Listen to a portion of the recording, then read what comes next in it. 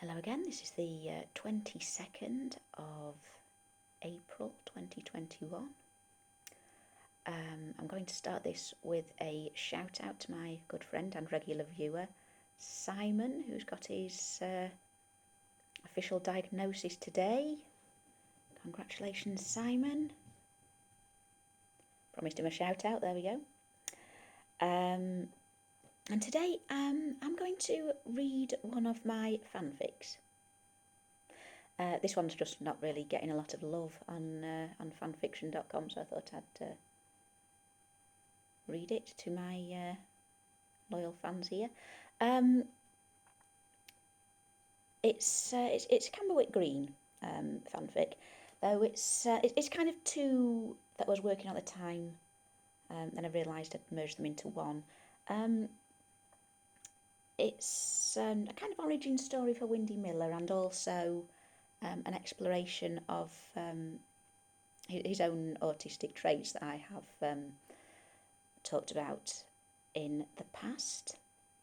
I mean, for me, Windy Miller, there's just no question he is definitely one of us. And I think one of the reasons that I have this kind of very strong parasocial bond with him in particular is that, we're kind of very close together on the spectrum, we're similar hues of autism, in a strange kind of way, although we live very different lives, obviously. And this, it does come with a content warning for ableism and neurophobia. You have been warned. And it comes with all the usual fanfic disclaimers. I do not own Camberwick Green or Windy Miller or any of the other characters original to the series. I just like to write stories about them sometimes. Anyway, here we go. It's called Bed Amongst the Celandines. It's a sunny day in April 1930, Bell's Farm. Every tree and rooftop is adorned with at least one twittering wild bird. The hedgerows are glowing with lime green leaf buds, wildflowers are creeping into every corner. In front of the barn, a small dark-haired boy is sitting atop a milk churn, watching a team of farmhands fill his father's Austin pickup with sacks of grain from the stores. One of them has given him a toffee to keep him quiet, so his teeth are glued together for the moment. But it reaches the end of its usefulness just as his father is reaching for the truck's starting handle. "Daddy, I want to do it," shouts the boy, alighting from his perch and dashing over as fast as his little legs can carry him. "All right, Jonathan," sighs the farmer, "but you have to turn it quickly, don't you? Can you do it very fast?" "Oh, I can do it really fast." Farmer Bell lets Jonathan play with the starting handle for a minute, before taking his son's small round hands in his chunky square ones and showing him how the job should be done. The boy giggles with delight as the engine begins its warm-up exercises and chases father round to the driver's door. "I want to come too, Daddy." "No, you wait here with your mum. I've got some work to do at the mill. It won't be very interesting for you." "Oh, I want to come, please." Jonathan folds his arms and scowls in the way that his father finds comically endearing. "Oh, all right, come on then, but you be good and don't bother Mr. Colley, he's not very well." The farmer hauls his son up into the passenger seat and sets off down the drive and out of the gate. Jonathan never misses a chance to have an outing in the truck. He loves the sound of the engine and how the countryside flashes by below.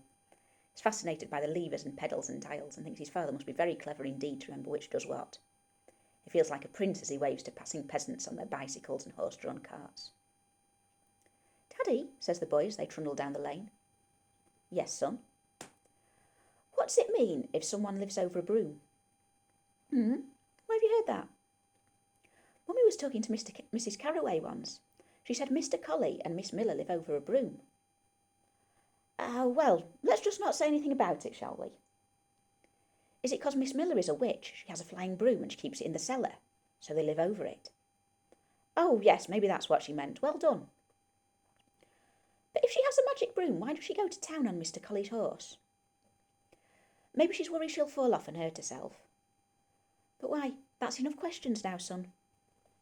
Jonathan tries folding his arms and scowling again, but his father is keeping his eye on the road.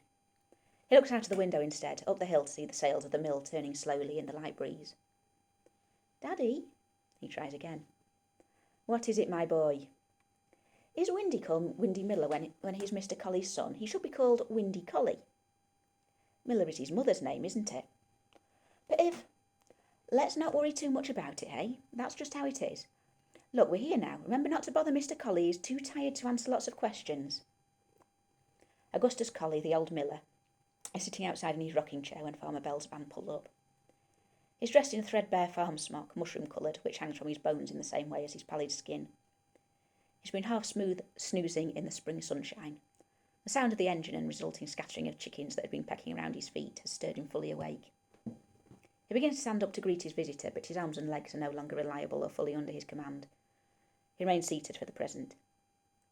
"Morning, Gus," the farmer called across the yard. "Lovely day, isn't it?" "Yes, very nice. Warm for the time of year." He has a dry, crumbly husk of a voice. "How are you getting on?" "Oh, you know, mustn't grumble. How are you?" "Oh, not bad. I've brought Jonathan along. Hope you don't mind." No, it's nice to see him. Hello, Jonathan." "Hello, Mr. Colley." "How old are you now?" "I'm nearly 5. "You were nearly 5 the day after your 4th birthday, weren't you?" says Farmer Bell, laughing. "My birthday's the 12th of January. Grandma and Grandad came. We had a big cake. I got a toy tractor and new shoes and a paint box and sweets." "Shh," said his father softly, slightly embarrassed on behalf of his considerably less wealthy associate. "There's no need to show off." "Got plenty to say for himself, hasn't he?" said Mr. Colley, smiling fondly at the boy. "He certainly has," replies the farmer. Again, he feels almost ashamed of his own pride. Can't recall ever hearing the miller's son, considerably older son, utter a word. "Right," says Mr. Colley as he struggles to his feet. "I'll get that lad of mine to stop the mill and give us a hand with these sacks." "Is he all right with the truck?" asked the farmer. "Oh yes, he's a lot better about them now. If the engine's off, he'll go right up to them. Oh, but have to warn you, don't mention bees." "Why's that?" Just don't." As the miller hobbles off around the plane of the sails and through the doorway behind, Jonathan asks his father what this last exchange meant. "Oh, it's just Windy used to be scared of trucks. It sounds like he's scared of bees now." "Why are you scared of things?" Jonathan asked, giggling. "You shouldn't laugh. It's very sad about Windy. You see, he's not right. He's got a bit missing up here." Tapped the side of his head. "But why..." "Shh, don't say anything. Here they come." Mr. Colley appears again at the door as the sails ease to a halt. Turns and beckons to his son, a gawky, spotty teenager with unruly blonde curls, and prompts him to wave to the visitors. Windy extends an arm high in the air. His gaze soars over the head of the Bells as he waves hello. He's dressed very much like his father, but in vivid yellow and black as opposed to shades of beige. Immediately dashes to the truck and heaves the nearest sack onto his back. "Come on, Windy," said his father, limping along behind. "What do you say when you meet someone?" I waved. He attempts to hurry to the granary, but feels the old man's hand on his elbow and freezes. "Yes, what do we say next? I've told you enough times." He drops the sack to the ground and makes a close study of it. "Oh, let him be," Gus calls Farmer Bell. "It's all right. Let's just get this truck unloaded."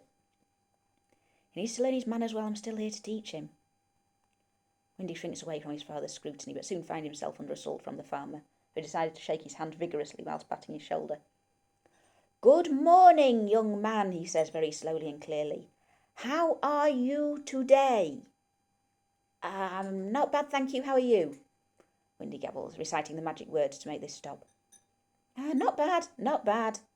Farmer Bell unhands the boy and turns to his father. "There you go, Gus, he knows well enough." The miller scratches at his stubbly grey chin and sighs. Son is long past the age at which his unwillingness to engage in conversation or even exchange pleasantries could be excused by shyness. Yet it seems a very strange way to choose to be disobedient. Even as a small child, he always preferred collecting pebbles or watching clouds drift by over playing with other children. And yes, some people are quiet and happy with their own company, but this boy takes it beyond the rounds of reason into... what? Rudeness? Attention-seeking? No, definitely not deliberate.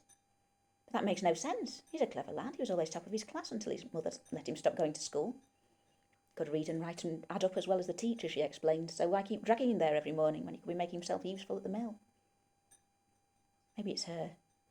She's always treated him as if he's special, indulged him, told him he doesn't have to play with the other children if he doesn't want to, made him brightly coloured clothes and never made him confront his fear of motor vehicles, as if it was perfectly fine and normal. He sees things others don't, she says, as if that's a reasonable excuse. Can I, Windy says to his father, gesturing at a sack of grain and then at the granary. Put the sacks away?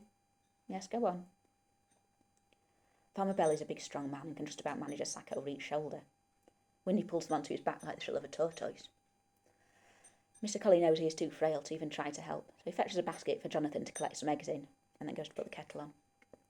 The quiet before the water boils is broken by a petulant little voice in the granary squealing, No, that's wheat, it's for Tuesday, we can't mix them up. These have to go here. And the farmer laughing, I think that's the most I've ever heard you say all at once. The old man sighs and shakes his head. He doesn't have the strength to correct his son's manners or apologise for him yet again, so he makes do with reassuring himself that it's only his good-humoured old friend Farmer Bell, and on the receiving end of his son's outburst. Why does he have to be like this? It all began on this very spot on an icy cold November evening nearly 16 years earlier. Relaxing after a long day at work, Mr. Colley sat in his circular home reading a newspaper by the light of the oil lamp. The fire was burning away cosily, and the kettle was about to boil. The room was a little golden island of warmth amid an ocean of sleet and gales and darkness. Still, the news was troubling. This war that was supposed to be over by Christmas only seemed to be intensifying each passing day. His tired mind couldn't quite piece everything together. Places he'd never been, important people he'd never heard of, numbers he couldn't imagine, all jumbled together in a great worrying mess. The shopkeeper in the village was saying the other day there might be a shortage of sugar before too long if the situation continued much longer. Everyone he spoke to seemed to have a friend who'd joined the army. It all seemed to be creeping closer and closer to home. And suddenly he recalled a scene from that morning that he hadn't had time to fully analyse there and then. He'd been out on his horse and cart going to the village to deliver some flour, and spotted a little group of men walking up the next hill towards the old castle. Couldn't remember exactly, but they might have been dressed as soldiers. What would the army be doing in Camberwick Green? Still, it wasn't all that unusual, people to walk up to the old castle. There was a woman who'd been squatting there for 2 or 3 years. People would go to her to have their fortune told and buy herbal remedies. Even a little street rhyme about her. Margaret Rose Miller the witch can tell you if you'll be rich, meet your husband or wife, live a long happy life. If you're feeling unwell, ask her for a healing spell. From the change in your pocket, she'll make a talisman locket. Margaret Rose Miller the witch. A sudden knock at the door disturbed him from his ruminations. It came so unexpectedly that his first thought was that a bucket or something had blown over in the yard, but then a knock came again. Clearly, none of his business associates would pay him a visit so late at night, even if they felt like turning out in this weather, and he didn't have any family to speak of in the area. Those soldiers he saw earlier must have come to drag him off to war. But they wouldn't want him, he was 47 years old. It was the young ones they came for, wasn't it? No, it must be the mill itself. His great-great-great-grandfather's mill, his family's pride and joy for a century and a half. They wanted it. Couldn't hand it over, not for anything. Without Colley's mill, there would be no Augustus Colley. He glanced around for something he would use as a weapon. A fire poker, an oil lamp, a chair. Mr. Colley? It was a woman's voice. Very puzzled, he crossed the room and opened the door. There stood Margaret Rose Miller, sodden and shivering, with all her worldly goods wrapped in an equally wet bundle under one arm. She was a tall, strong woman, but her white hair and careworn face made her look much older than her 42 years. Oh, he said. I'm sorry for the intrusion, Mr. Colley, but, do you mind if I come in? He wasn't an educated man, but nor was he stupid. He knew that refusing to help a witch in need was never a good idea, and so he let her inside. He poured her some tea and then hid himself away upstairs as she took off her wet clothes and slipped into one of his work smocks. He helped her hang her wet clothes on his drying rack and offered her his favourite chair by the fire. He didn't have much food in, but he found her some bread and an apple. So what brings you here this evening? Asked the miller at length. They want Pippin Fort, said the witch, so I'm out on my ear. Had to beg for them to let me collect my things. What, the soldiers? That's right, they want to train recruits there. They'll be all over my herb garden. There's some of my vegetable patch going to spare. You're welcome to grow your herbs there. That's very kind of you, Mr. Colley. You're very kind indeed. How can I thank you? Oh, you don't need to. He looked away towards the windowsill, where there sat a sepia print of a young woman with an equine face and long dark hair. There's something you want very much, but I can see you're afraid to ask. Well, I heard... No. Some little ache or pain I can help you with? A spell for good luck and prosperity, perhaps. Well, they say you can... Seeing he was struggling to articulate, the witch stood up and lifted the picture that he was staring at from its resting place. This was a portrait of his wife, Lucy Colley. The whole of Trumptonshire was shocked when she died in childbirth some 13 years earlier, but that was a decade before Margaret Rose Miller appeared on the scene. That's my wife, said the miller softly. Yes, I can see that. She was very dear to you. Can you... Is it true? He gazed up at her with a childlike hopefulness. That I can speak to her? Can you do it? I can't promise, but I can try. She pressed her hand to the glass and closed her eyes. She took a deep breath, tipped back her head and exhaled again. He waited patiently.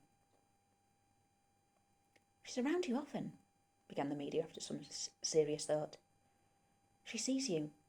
You blame yourself. She says you've mourned long enough. It's time to stop punishing yourself.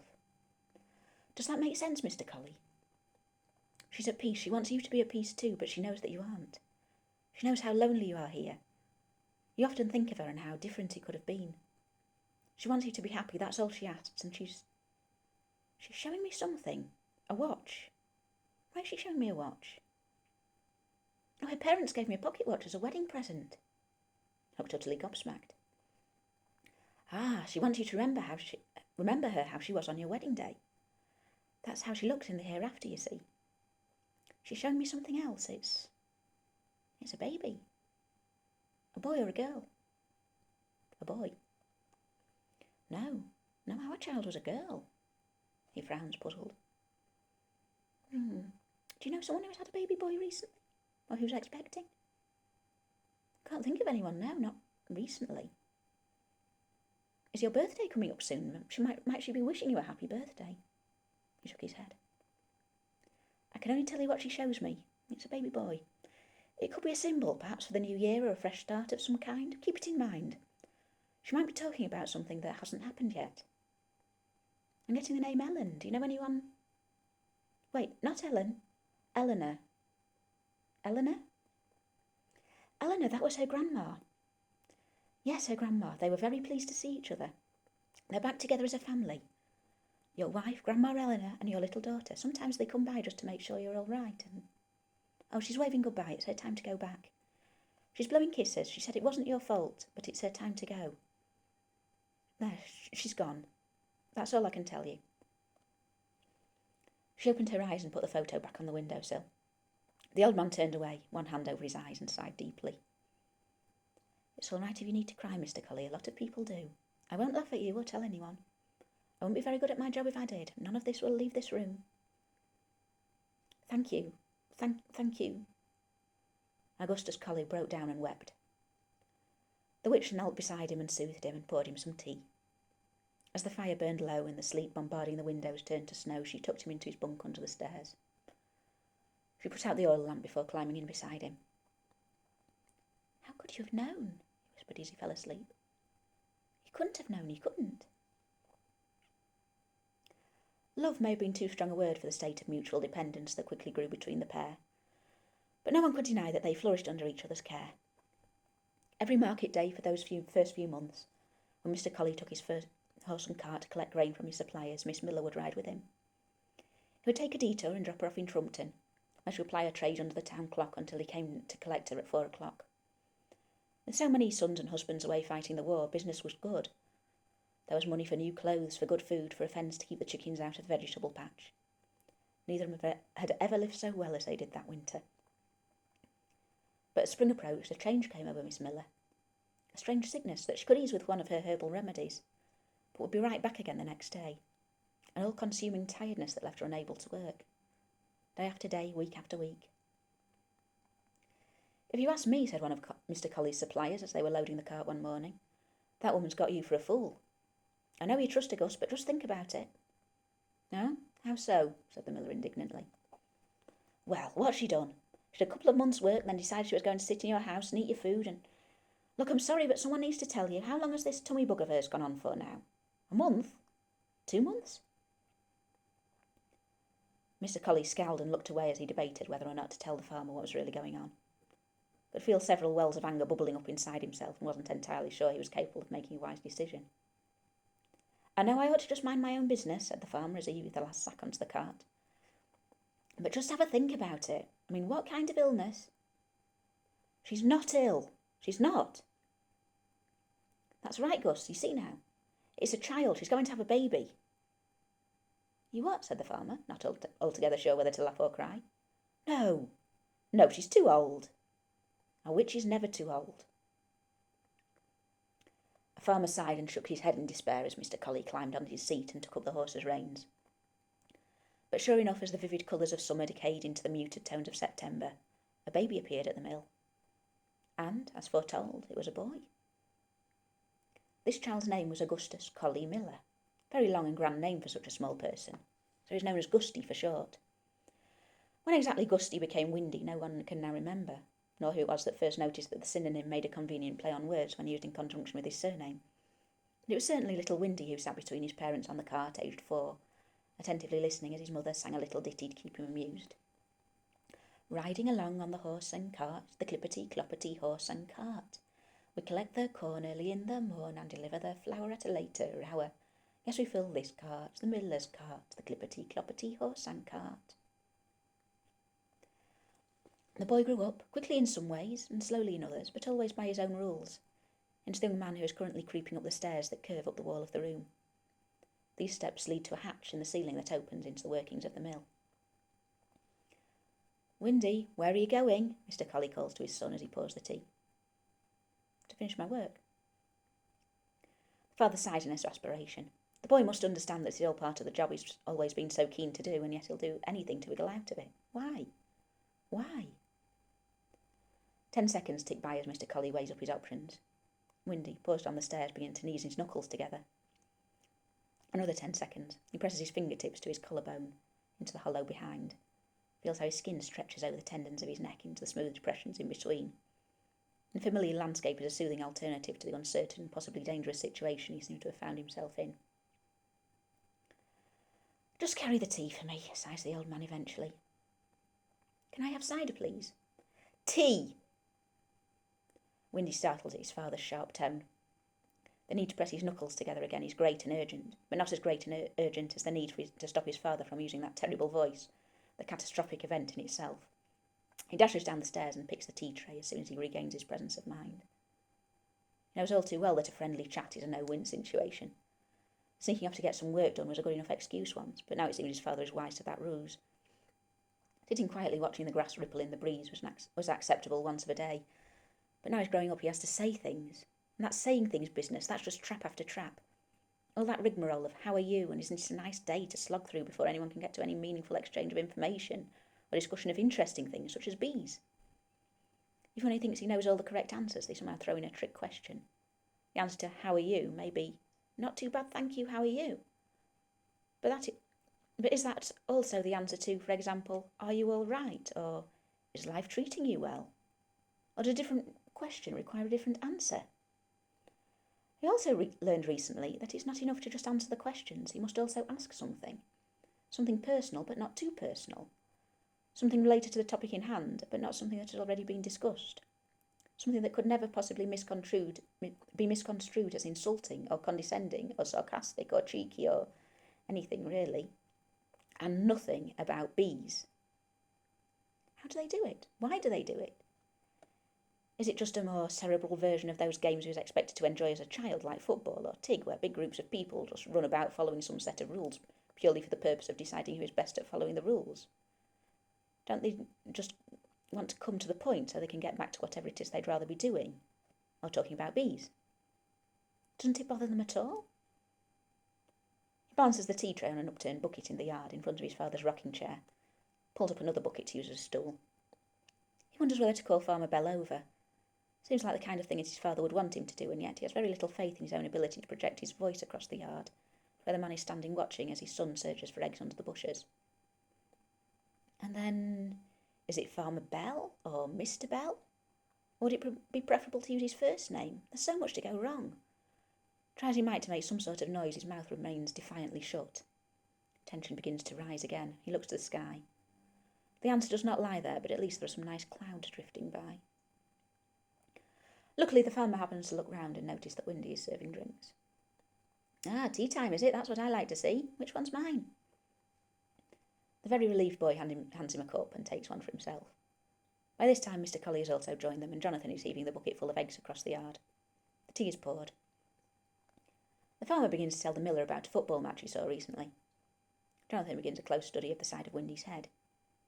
Windy himself is oblivious to this, as he has spotted a bee crawling over a dandelion not 5 feet away. He watches entranced as it digs through the vivid yellow petals with its mechanical-looking legs, tiny points of light gleaming on its eyes, a downy yellow body flexing as it fills its minuscule saddlebags with pollen, and a profoundly perfect buzz as it balances itself against the breeze. The sound that sends a warm quiver down his spine and into his fingers and toes, soothing every nerve and... "Stop staring," says a voice on the peripheral of his consciousness. "It's not very nice." He glances up, unsure whether this was aimed at himself. Staring is one of the many flaws that his father has tried to coax out of him with limited success. But it is Jonathan who responds. "But Daddy, he's not bald." "Of course he's not bald. He's too young. Only old men go bald. Now drink your tea and be a good boy. We'll go home soon." Windy decides this conversation does not require a response from him and goes back to watching his bee. Mr. Colley and Mr. Bell exchange amused glances. The questions that small children come out with, hey? "You said he was, though," Jonathan insists. "No, I didn't, son." "You did. You said he had a bit missing here." Silence. Jonathan taps the side of his head, grinning. His father puts down his cup carefully. "Well?" says Mr. Colley to Mr. Bell. "Jonathan, that's not a very nice thing to say." "What you said, Daddy?" "Get in the van." "You said..." "Jonathan," says the farmer, his voice rising, "I told you to get in the van." The boy, shocked at his father's anger, dashes to the van and clambers up into the passenger seat as fast as he can. "Gus, I am so sorry." "That's what you tell him, is it?" says the enraged miller. "That's what you tell him about my son?" "Look, it's not just me who... I'm sorry. That's all I can say. I'm sorry. Are we still friends? It's not me you need to say sorry to, is it?" Farmer Bell turns to Windy.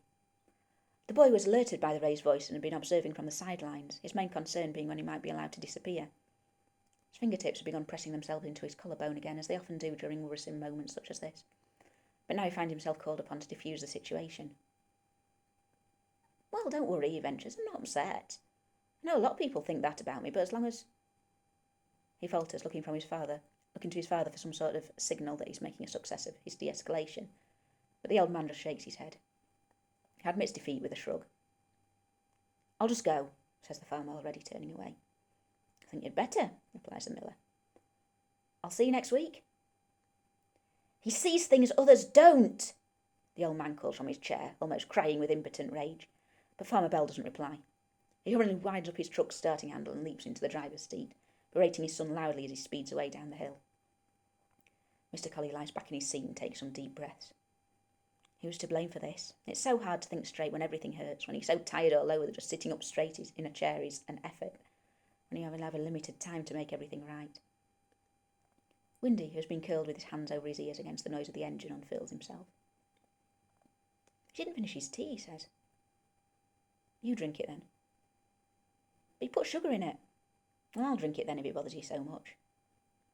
Windy passes a cup and watches his father slowly finish his tea. The heated exchange has made him even more anxious to get back to his milling. Begins his hand wringing again, inclining his head to one side and then the other as he selects the words, builds up some trust in his own voice and decides if this is the right moment, or this, or even this, to ask, "Can I finish my work now?" "You don't care what he said about you, what he tells your son about you?" "No?" Windy shrugs, puzzled as to why this matters more than the last couple of sacks of corn still waiting upstairs. "You don't care then?" "No, they weren't nasty about it." "Oh, Windy, you know I'm not going to get better, don't you? You understand that? I won't be able to help you much longer. How are you going to run the mill by yourself?" "Well, I already do the milling and the accounts and I read the post and..." No, I mean, are you going to speak to people?" "Suppose I'll have to." "Nobody's going to want to do business with you. You don't have a chat and offer him a drink. Look at you, I'm trying to talk to you now and you're not even facing me." "Sorry, I'm listening." "This is why they think there's something wrong with you. You're 14, you can't..." Oh, what's the use? Go on, get your work finished. You never listen anyway. Don't care about anyone but yourself, do you? Go on. The boy seizes his chance and makes a dash for the relative safety of the mill, where he quickly empties the remaining sacks of grain and slumps onto the floor, where he loses himself in the movement of the machinery. Once the sails are singing and whirring and clunking their verse again, setting a rhythm for the inner workings to create and destroy intricate patterns of wedges in their negative spaces and graceful arcs of flour to cascade from beneath the millstones, he can begin to review the morning's events. An exchange of sharp words, the barrage of criticism, the deeply terrifying reminder of his father's impending demise, and the full emotional responses play themselves out in his mind from start to finish, a storm of feeling that rages internally for several minutes before blowing over, leaving the air a little fresher. The flour is ground. With the sacks filled and stacked in the granary a good couple of hours before they're due to be collected, his father snoozing in his chair and no sign of his mother coming up the road, Windy decides to have a little walk to the bottom of the hill. He's still feeling shaken and can't face the thought of his father waking and beginning an onslaught of questions and personal comments. He starts off behind the mill and goes through the sturdy wooden gate into the dry stone wall. The wall was constructed by his four-greats-grandfather in 1768 to mark the boundary of a roughly circular piece of land, purchased for the purpose of building the mill. This stretch, now topped by a flight fence to prevent the chickens from entering the kitchen garden beyond, where his mother's herbs and vegetables grow between a grid of stone-paved paths. This land was bought by his three-greats-grandmother in 1792, who reputedly found the land at the top of the hill too rocky to cultivate. Off to the right is a gate leading to a paddock in which the family horse is kept, purchased by his great-grandfather in 1848 and always used for the purpose of keeping livestock. But the boy takes the path straight ahead. This leads into the orchard where the trees shower their blossom like confetti. This land had been acquired by his great-great-grandfather in 1820, although none of the trees seem to be more than about 50 years old.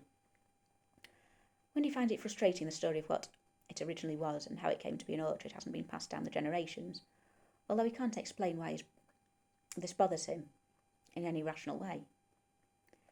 He pauses here to watch several bees that are looping and spiralling among the puffs of blossom, mostly white-tailed bumblebees with a couple of early red-tailed blacks, one that could possibly be a tawny mining bee, although it's hard to tell from this distance. How utterly fascinating they are. If only he could be allowed his own hive, such beautiful little things, and the noise they make. Perfect in every way. How could no one else understand? His destination lies over the far fence, at the bottom of the hill. This last field came into his grandfather's possession in 1871. It had once been marshland, but old Grandad Collie had done a lot of hard work digging out the duck pond at the bottom end, which drained the land enough to build a barn on top. One side of the pond graduates to mud and then to grass, but the other is held up by a sturdy mesh of beech and oak tree roots. Between the trees, a billowing quilt of celandines and wooden enemies welcome our hero to his rest. A natural hollow forms a cradle, a mossy tangle of roots a pillow. This is where he comes at times like these, the swirling of the leaves and flowers and birdsong and the solitude, all combine to produce a soothing balm to his burned mind. This is where his mother finds him 3 hours later, fast asleep. She settles herself against a tree 10 feet away, her carpet bag and incongruously contemporary cloche hat beside her, her Victorian-style dress and shawl spread like a dark pool around her. She rummages in the bag for some knitting to get on with as she waits for her son to awaken. It's only 20 minutes or so before he begins to stir. Had a good sleep, she asks, as he flexes his neck and begins to sit up. Yes, thank you. Did you? I've not been to sleep, she says, chuckling a little. I've just got back from town. Oh, feels there ought to be some kind of stock response to this question, but can't quite remember what it is. Your dad told me about this morning. What about this morning? About what Farmer Bell and his boy said about you. Oh, that. Windy lies back amongst the wildflowers and gazes up at the leaves. I calmed him down. It's not going to keep pestering you. She sighs and looks down at her knitting. He started going on about you being a changeling again. Told him there's nothing that enrages the fairy folk like accusing them of things like that. He shut up then. You'd think he'd want to leave us with some good memories, but no, he just seems to be using up the last of his strength, making you be how he wants you to be. Doesn't even listen to me like he used to. Maybe he's falling into despair. Maybe you're right. Maybe I'm a changeling. Maybe that's why I never do anything right. On the contrary, Windy, you do everything right all the time. Unfortunately, everyone else does things wrong at least half the time. Remember at school that fool of a teacher used to punish you for reading better than she did, saying you were showing off and too full of yourself? Your classmates wouldn't give you any peace. I remember. Speaking of reading, I brought you something. Don't let your dad see. The boy sits up to watch, wide-eyed as his mother opens her carpet bag, lifts out a grubby brown book with a B embossed on the front. His hands and heart flutter a little as she passes it to him. He carefully opens the cover. Bees and Beekeeping, a beginner's guide to all aspects of apiculture for both pleasure and profit. Oh, thank you, Windy said in a gasp, clutching the book to his chest. Come on, says the witch, getting to her feet. I'm ready for my dinner. Hide that book in my bag. You can have a read of it when your dad's gone to bed. Time to go back indoors. He follows her back up the hill and home.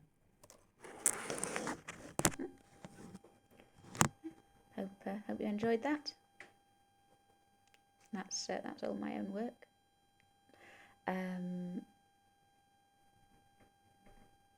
I've been doing quite a lot of fanfics and the like in lockdown. Anyway, there we go. That's today's update, and I will see you next time. See you later.